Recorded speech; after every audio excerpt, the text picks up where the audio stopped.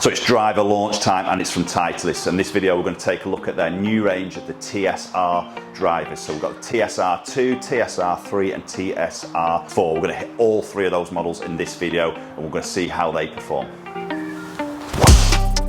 That's amazing. Super feel off that club face. Oh, wow. Love the feel of that. Great numbers again. So it's always an exciting time when Titleist launch a new range of drivers because they always do some very good looking driver heads, don't they? So TSR is no exception. Okay, so we're going to kick things off with the TSR2. So then what they were calling the more forgiving of the three options. We'll talk a little bit about the technology as we go through these clubs as well. So first impressions, and this happened to be the TSR2 is the first one I actually picked up when I saw it for the first time, and this is such a better looking golf club than the TSI2 in my opinion. So the TSI2 had quite a flat face and very elongated from that front to the back, and maybe going away from maybe that traditional look of a Titleist driver, and certain players didn't quite like the look of that. This is so much better. So it's not as long from the front to the back, more of a rounded toe section as it flows into the back of the head. It looks amazing. Sits down, sits beautifully square. Gloss black as we expect from Titleist, just the TSR logo in on the top. Black face, looks fantastic. Well, that's a cracker to kick things off, just fracture up that left-hand side, but that feels superb. Sound is very, very good, and we always expect to see that, and some great numbers there to kick things off. So good spin, 2259, great carry, 287. So a couple of changes that Titleist have made in the TSR2. When we turn the club over and we look at the bottom, it's a very clean look in a way. There's nothing really sort of jumping out, to be honest, on the bottom of the club. We've got Titleist on the toe and the TSR logo on the heel, but after that there's nothing really else. Just got that little thin strip of chrome in the middle. Looks quite clean, quite classy. We see that weighted screw now has actually changed. That's moved further back in the club in relation to what we saw in the TSI2. So obviously creating a little bit more of that stability, and obviously that weight can be changed through fitting depending on swing weights and things like that. We've still got the Sure Fit hosel, so the adjustability through the neck as we have always seen from Titleist for a number of years now, and I don't think that will change because it's a cracking system. Ooh, that's amazing. That is lovely. That's a good ball flight. And some decent speed there for me as well. Again, 284 on that carry. So first impressions there, love the look of that. That is so much more appealing to me, not as big looking as we saw in the TSI2. So Titleist have also done some work on the aerodynamics of this driver. So saying this is faster now through the air, obviously going to help a little bit with that club head speed and keeping that speed up. Oh, again. That's a very good ball flight. So I'm hitting this with the new shaft, the Tensai 1K Black. So a little bit of a stiffer option, especially in that butt section with this particular shaft. So new offering, and this is one of their stock shafts as well. I will be doing a video soon with testing each of the 4 stock shafts that Titleist are offering. And this is a shaft that I actually got fitted for by Titleist. So I've actually filmed that fitting process. So if it's not on my channel yet, it'll be coming very, very soon. Maybe a touch low in the club face on that particular shot. It's come out a little bit flatter on its flight. Good ball speed there though, just short 169. Good spin with that slightly low strike there, that's good, that's quite impressive. So the real big talking point with the new Titleist drivers is the club face. So we've got this multi-plateau VFT face is what Titleist are calling it in this TSR2. So it's made by layer to get the maximum CT across the entire club face. So typically the golfer might be going into this 2 model, would maybe miss a strike not only up and down the club face, but also a little bit heel to toe, moving that strike around the club face. So a lot of work is done for that type of golfer to try and keep those ball speeds up across the entire club face. A little bit high on that flight, touch up the right. Oh, that's a super feel off that club face. A little bit of a higher strike up the face for me there, but again, good control that spin, really good carry number there, and pretty consistent as well. So offerings in the TSR2 in terms of loft, right hand golfers we've got an 8 degree, 9, 10 and 11, and in left hand we've got 9, 10 and 11. The 8 degree option is a custom only for the left handers. Right, so switching over now into the TSR3. So for me this is a driver, well I had the TSI3 and really enjoyed playing with that, and this now is a little bit of a different look, a bit more of a compact head. Still a 460cc head size, but shaped in a different way now. As I say, much more compact from that front to the back. Beautiful shape again. Again, it sits down, it sits beautifully square as well. Obviously, we flip the head over, we've got the movable weight that we saw in the TSI3. A little bit of refinement here. Again, aerodynamics is a talking point, and also this club face, which we're going to talk a little bit about in a minute. But first impressions, it's beautiful, it sits great. Okay, that wasn't the best of strikes. That was a little bit out of the toe on that one, but I was expecting that to have a little bit more gear effect on that. Obviously, spin's going to drop a little bit more of a lower spin profile on the head, but also that toe strike's going to pull a little bit of that spin off. But that wasn't bad for not a brilliant strike. That's a nice shot. That's straight down that line. Again, touch low in the face, typically is my miss. And the spin, yeah, it just pops up a tiny bit with that slightly low strike, but it's not horrendous there. Good ball speed on that low strike. I think this is what Titleist is saying with the TSR3, is that strike, you know, if you're missing it a little bit up and down the club face in the centre, is where maybe this driver is a little bit more suited to that particular golf. Because there's a lot of heel and toe misses, then maybe the TSR2 is a better option. Very solid feel with that. Great sound, great feel.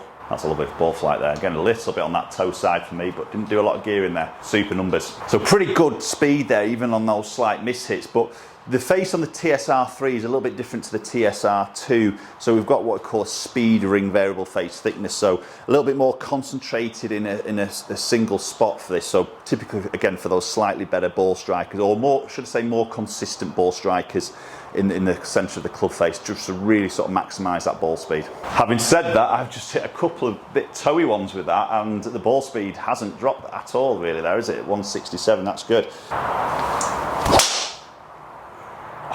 Feels superb. Love the feel of that. Very forward ball flight. And short 169 on that ball speed, very good. So we still have the 5 positions for the weight on the back, on the sole of the drive of the TSR3. So sometimes referred to a little bit more draw fade sort of bias, but I think for me, typically, I will be moving that weight to try and marry up with a certain strike location. So if you get a consistently sort of heel strike, maybe just moving that weight a little bit more in the heel, just put a bit more mass behind that hitting area, create a little bit more stability again, and also just maximise that ball speed. So a nice little fitting tool really there, you know, when you're going through that fitting process. And again, that weight can be changed depending on length of shaft to suit swing weights. Oh, that's an absolute belter to finish on with the TSR3.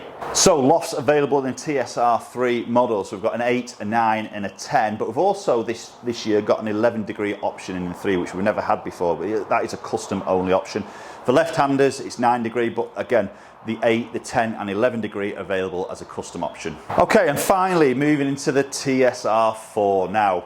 Past experience with the 4 option in TS4, TSI4, it was an absolute brute of a thing. If you didn't hit the middle of the golf club, it was pretty disastrous. So very unforgiving, and there's a very small market really for that particular model. Completely different now in this TSR4 is what Titleist is saying. It'd be really interesting to test this. We've got some movable weights now on the soles, so we've got 2 weighted sections, which before, if you remember, there was 1 weight, it wasn't movable, and it was forward in the club face for that ultimate low spin. This you can have a little bit of adjustability, so you get an 11 gram and a 3 gram weight as standard. Again, they can be adjusted as per swing weights, etc. And I've got this set at 11 gram in the furthest forward position, so really I'm putting this in its more ultimate low spin sort of setup.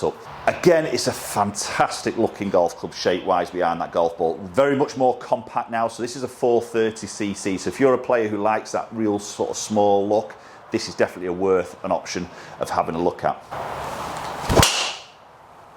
Oh, wow. That's a fantastic shot to kick things off. Quite a high ball flight on that particular shot. 65 ball, yeah, 2-2 spin, 286, great numbers again. And first impressions there, that sounded a little bit different. I don't know how it came across on the camera there, but it sounds a little bit louder than TSR3. We'll hit a few more shots.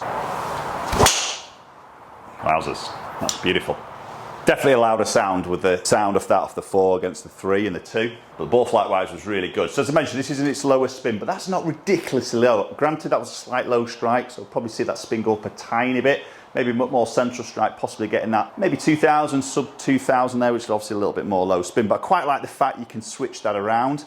And I'm going to do a separate video on that, playing around with the actual weights of the driver in this TSR4 model, because it'd be an interesting one. You know, sometimes it's associated as a real hard club to hit, very low spin, very unforgiving, where actually I think it's got that level of forgiveness now, especially with that weight option. And the other thing that's really interesting with this is they've taken the face. So we've talked about a multi-plateau VFT face on the TSR2 model to create speed up across the entire face. They've used that face now in the TSR4, which is really interesting. So again, that's making it a little bit forgiving on those missed hits.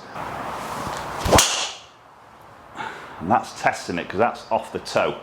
And that's flown incredibly straight there. I was expecting to see a little bit more gear effect on there. 284 carry on, that wasn't the greatest of connections there. And that's for that weight forward, remember, so I can move that weight back. I'm going to increase that MOI, so it is, I would say this is definitely more forgiving than the TSI4 from what I can remember. I remember testing that in my review video, I just struggled with it, you know, miss hits were just, you know, the dispersion went out the window. So I would probably say here now you'll get a lot of the TSR3 or previous TSI3 players maybe moving into the TSR4 as an option, because you've got that beautiful look, compact look, but now you've got that little bit of forgiveness and you've got some playability with the weights to adjust, launch and spin. Oh, that's a test, that is right off the bottom. But you know what, I'll take that as a miss all day long. See, that isn't a great strike. The launch is obviously down, but look at that ball speed, 165 on a real low heel strike, and look at the spin, how that really sort of hasn't shot up to 3,000, probably 3,000 plus on that low heel. We know when we hit that low heel, we sometimes get that weak gear effect, spinny, weak sort of shot. That's great. Held its line, retained its ball speed. That's pretty impressive for a TSR4. Always associate this as being a very tough club to hit. It's just if you really hung up on the sound of the TSR3, which for me is a better sounding club, this is a little bit louder. You maybe just got to sort of see how you would feel with that, but performance-wise, very, very good. So option-wise, in the Lost TSR4 comes in at 8 degree, 9 degree and a 10 degree in right hand. In left hand as standard 9 degree, but the other options are available as a custom. Okay, so let's have a look at some dispersion rings to start off with, and pretty consistent with all of those drivers there, to be honest. A very similar sort of spread, a couple at the right, a couple at the left. We've got the same pattern with all of those drivers. And then when we look at the numbers, you see clubhead speed, absolutely identical as you'd expect. Ball speed wise, you can see a little bit more ball speed with the 3 and the 2 as an average on that particular test. Launch, pretty similar to be honest with all 3 of those drivers. Spin numbers you can see just differ slightly, so 2444, 2404, so very similar between the 2 and the 3, and that little bit more lower spin with the 4 as we'd sort of expect. Okay, so there we have it, another strong lineup from Titleist there in their TSR range of drivers. There are going to be more videos coming your way. If not, they'll all be on my channel for the fairway woods, the hybrids. We're going to do some shaft test videos as well with the stock options that are in these drivers, because there is a few new options available. Hope you enjoyed the video. If you have, do post comments down below, hit the like button, more important, subscribe if you haven't done so already. Very much appreciate your support, and hopefully we'll catch up with you all very soon.